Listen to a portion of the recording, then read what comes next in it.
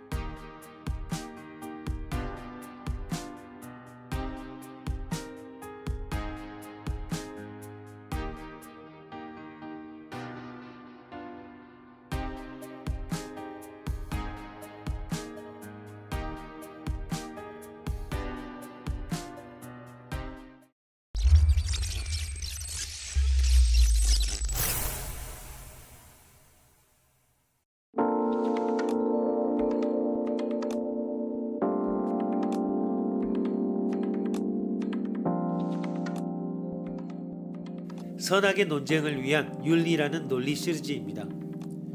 윤리적 견해들은 편견에 근거한 것도 있고 이유에 근거한 것도 있습니다. 이유에 근거한 견해는 각각 다른 이유와 논리가 있습니다. 어쨌든 윤리학적으로 옳은지 여부는 바로 증명할 수 있는 사실 문제가 아닙니다.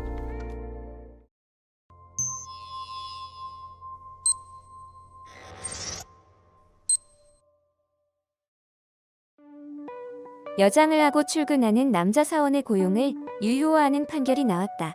그러나 이 재판은 유니섹스 패션을 입는 자유를 허용한 것이지 여장 해석을 넘은 트랜스젠더 문제까지를 인식하지는 않았다. 성동일성 장애라는 사안에 있어 신의 잘못을 자신이 정상화하는 권리는 있는가? 또 성전환 수술의 보험 적용, 호적 정정, 성차별에 관련한 직업전화, 취업 우선 등의 사회적 보장도 실시해야 하는가? 등 많은 문제가 걸려 있다. 더욱이 성의 다층 구조로의 인식도 퍼져가고 있다. 이것은 이제 실질적으로 남녀의 구별을 무효화하는 생각이며 완전한 양성평등의 실현을 요구하는 것이다. 그렇다면 성의 다층 구조를 용인하는 사회 시스템이란 어떤 모습일까?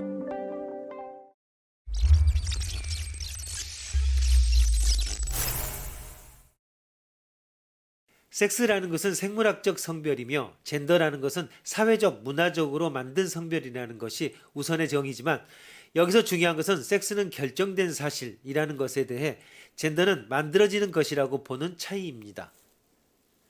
생물학적 성별을 결정하는 것이 성영섭체인지 Y염색체 위에 있는 스위치 유전자인지 태아의 뇌가 받는 어떤 종류의 호르몬인지 등의 논의는 얼마든지 세세하게 나눌 수 있지만 결국은 생물학적 결정 요인이 있다라는 것이 섹스의 특징입니다. 신분증명서에 섹스란에 있는 것은 섹스가 변경할 수 없는 사실로 보기 때문입니다. 신장, 머리카락, 눈 색깔, 생년월일, 출생지 등과 마찬가지로 섹스는 인위적으로 변경할 수 있는 것이 아닌 사실로 보는 것입니다. 이에 비해 젠더는 사회적 문화적으로 만들어진 것, 즉 인간들이 만들어서 유지하고 있는 이미지에 지나지 않는 특징이 있습니다. 젠더는 여성다움 또는 남성다움으로 단정하고 억지로 강요하는 것입니다. 그러나 젠더의 기능은 이것만이 아닙니다. 억지로 강요하는 여성다움 또는 남성다움의 이미지는 쌍방에 각각 할당되는 것뿐만 아니라 남자의 위, 여자의 열이라는 위치관계도 포함한 단정인 것입니다. 게다가 이런 단정짓고 강요하는 것은 사회에서 개인으로의 일방통행이 아닌 개인의 내적 규범도 되기 때문에 우리들은 자신들도 알지 못하는 사이에 그것을 재생산하게 됩니다. 양성평등이라는 슬로건은 너무나 고정적인 여성다움, 남성다움의 주술과 싸워왔습니다. 그러면 페미니즘은 차별과 싸우는 해방 사상인 이상 여성으로의 성차별뿐 아니라 동성애자로서의 차별이나 트랜스젠더의 차별도 범위 안에 넣지 않으면 안 됩니다.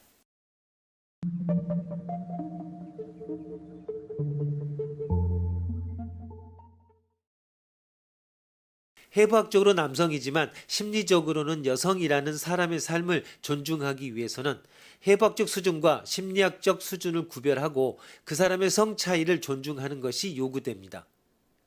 여기에 있는 것은 성차별의 무효화가 아니라 다양한 성의 차이를 존중하는 것입니다. 페미니즘 이론가 사이에서도 논쟁거리인 성별의 이분법을 없애자고 하는 것이 아닙니다.